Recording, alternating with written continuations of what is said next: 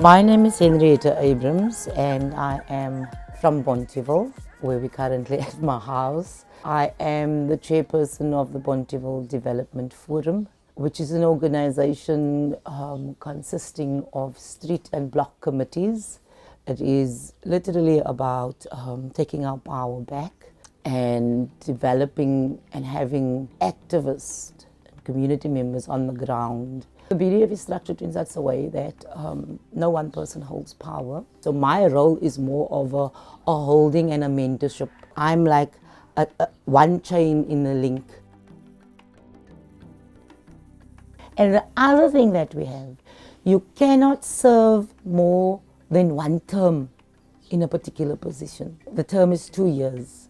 I cannot stand as a chairperson again. There's no chairpersons for life. I can stand in a different position, but not in the same, because I must make space for other growth, for other people to come through. Neither can the secretary or the health officer. You cannot stand a second term in the same position. And you cannot serve on the executive for more than 2 terms, because we must build and grow and give other people the space to lead.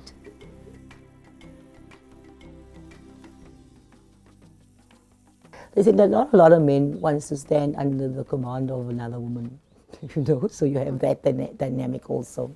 You must understand the patriarchy, the setup. So we needed to then learn as an organization, how do you capitalize on the different levels of active support. So we've always had a bias towards building women's leadership. In terms of the work, it's our women that does the work. But when it comes to who are your chairpersons and your media and whatever persons, then it would be your men talking. And that is also why BDF is formed in the way that it is. You must understand that there's various community development fora. There's like a guideline from government how you should be structured and what you should be doing and all of those. We went the other way. We're saying these fora are normally dominated by men and by business, people with business interests. And that person doesn't even live in the area, and they would be talking on behalf of people in that area. And we said that if you want to be a part of this development forum, you have to live on our streets. A lot of people didn't like that, because people want to come in. If you're doing good work, they want to, can I do something? Or they want to be the spokespersons and get the glory of the work that our women are normally doing on our streets. Sports and recreation would be, normally on the Cape Flats, it would be run by a male. And you look at soccer, for instance. Who are the managers and the administrators of those football clubs? It's your women. It's your moms, your soccer moms that's holding and carrying those clubs. Are you with me? Why not use our soccer moms that's there for our youngsters? Our sports and recreation person is a woman who's carrying community sports. Who sees that our children gets to the fields? Who sees that the children's gear are washed? Who must go and fundraise for them? We can also send our women for development, match referees and all of those things. We can also do that. We can open up, if we're talking about safety for our women, safety for our girls, safety on the sports fields, then we have to train both. So this is a safe space to step up, where the men are not going to tell you no. The other thing, the wonderful thing about our elections, so you have elections when people come, you have an AGM. So people come and they would like, we want this one for that, and we're going to, that ugly, nasty elections hype that people got used to, you know, that caucusing and we want this one and that one must go, and we go, no, we don't have that. All the blocks must look at all of the positions. Who would be, and you must answer, who would be the best person in which position and why? And if he or she is short on something else, how can we improve this person to take up that position? And then we have vote by consensus. So L block, J block, K block, whatever block, they had their discussions in their blocks. Who would they want the next chairperson to be, or food security person to be, or whatever. We go away, we discuss, so forth. We come back, open up elections, this person, that person. We bring it down to a two-person kind of vote. Most of our elections is uncontested because we have reached consensus. So we had a lot of men participating and so forth, but you also had to know that men came in with wanting to lead. And when they saw that their voice isn't the leading voice, then they would start stepping back. And there's women that likes to take the back seat, and then will only participate when they feel it's necessary, and they participate in the comfort of the group. And then there's that outspoken women. When the more quieter ones, that's not the most outspoken ones, when they speak. The power in that, in what they're saying, how they're saying, and what their contributions are, is phenomenal. Phenomenal. So it's not only how often you speak and when you speak and how confident you are, but when you are speaking and what you are saying, power lies within it. In the nature of the work that we are doing, as I'm saying, it's community work, it's always women that's up there. Whoever comes and asks for assistance and help and complains, whether it's about complaining about the streets, complaining about the school, and complaining about the health system and all of those things, what are we going to do? We can't be there. It's women. So for me, it's at this level of work, community level of work, your women are there. We've had sexist behavior, but we've dealt with it very, very, very, very quickly. And then we've also formed the Bonteville Women's Assembly, which is a safe space for our women, and we're dealing with that. And we're only opening that space, which is a feminist space, when our women are ready. Because you must also understand, we have wives and husbands as part of our members and so forth. And in some cases we have women that's been abused by their men. It might be psychologically, it might be, it's not always physical, or very little of it is physical, it's psychological and so forth. So we're creating that safe space.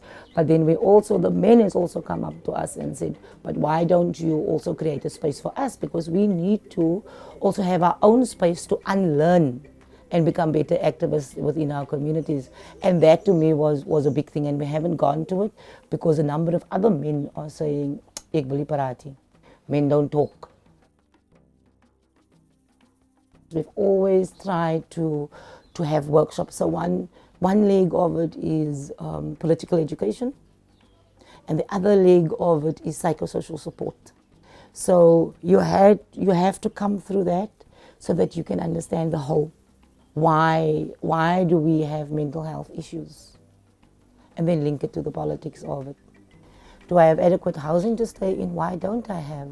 And by not having a proper infrastructure and sewage running down our streets and all of those things, how does it impact, and how is that violent? What the state, the inaction of the state, it's violent towards my living conditions, and it has a psychological impact, not only a physical impact on my life. So it's making people understand that things aren't just happening in a vacuum, that these are the causes of the issues that we are grappling with in our community. And therefore our approach should be multi-pronged, and we should be speaking and fighting a number of issues and enemies for that matter. Practically, as women and as sisters, we support one another. So we've been involved in counseling sessions since 2019, for instance. So women are pairing up with one another. If they need to talk each other and counsel and support one another, they do it separately, or we do it collectively when we come together, or women just walk in. I need this space today, right? And we are there. A lot of our women are poor. They don't have food. Simple things as I don't have food, I'm worrying about where am I going to get A, B, and C. If we can assist, we assist. Some of our women's houses are burning down and so forth. How do we gather each other to to help and assist and so forth where this is. In terms of leadership building, where our women are at, which parts of the organization they are holding, we try and assist and find courses to send and mentor people into spaces of their interest and the parts of the organization that they are holding.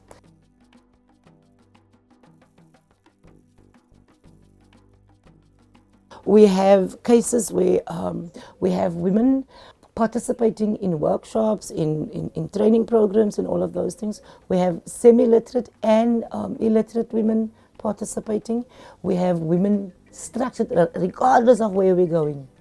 We know who those women in our organizations are, and how women would then place themselves with the semi-literate or illiterate other women within group work, or sitting within a space, sitting with them and so forth, and then holding that person quietly behind the scenes and keeping the person up to date. So it's keeping her, holding her dignity, and still allowing her to participate and make her voice heard, and bringing her points through without feeling, if it's not a safe space, if it's an unknown space that we are moving in, without feeling judged or any of those things.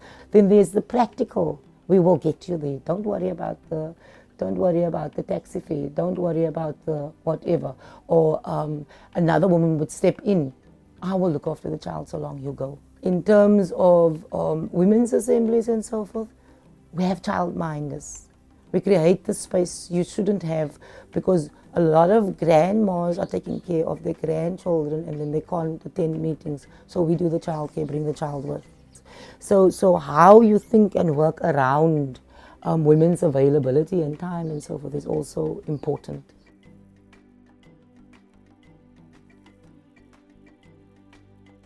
I've been working with a group of women from various areas and so forth, where we unpack what are the issues. What are the issues that's affecting me at home? What are the issues that's affecting me in my community? What are the issues that's affecting me in society? How do we, first of all, grapple with it, unpack it, and then how do we deal with it? Getting women's view, because what we tend to have, be it government, business, or even civil society, is we get these people that's making these deep analysis, and then they're coming with the recommendations. And then we wonder, why are we're implementing these things, but we don't get the desired results. And it's simply because women and their voices has been excluded in the analysis and the recommendations. So if you ask women, what are your issues? How do you think we should best deal with it? And they own the process, it will have a more desired outcome. So we, for instance, started with this women, food, health and power. And the women are there, right? So we look at power, we looked at the value chain, we look at why are food inaccessible, who's making the profit, why do we have monopolies, and who decides what gets planted, what doesn't get planted, how does the supply and demand work, and how it's manipulated, and all of these things and so forth. Now we know that government isn't coming, business isn't coming for us, and we are hungry. So what is it that we as women have to do? And then women went back, work their own land, plant their own food. This is what I'm going to start doing for now.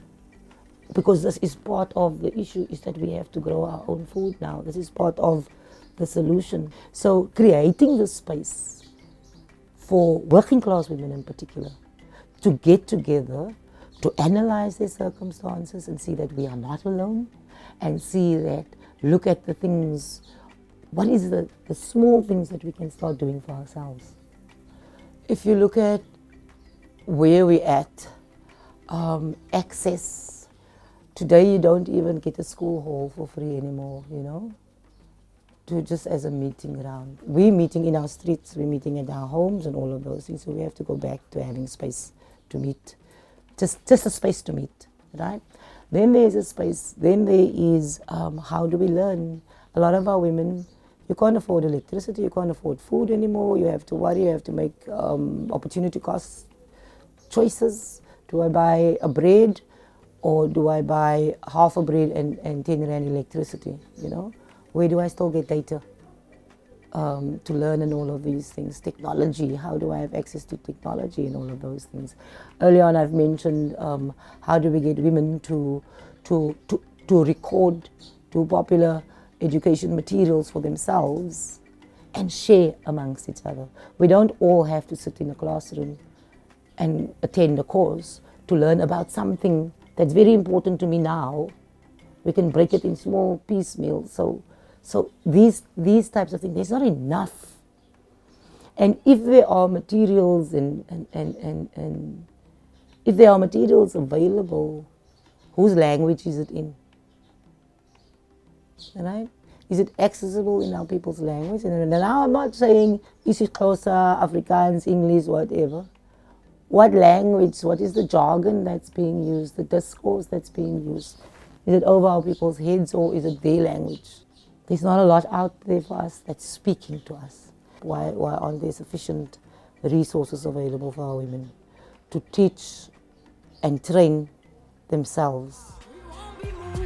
We like the trees that's planted by the rivers. More power to our rubber sisters, naturals and caregivers.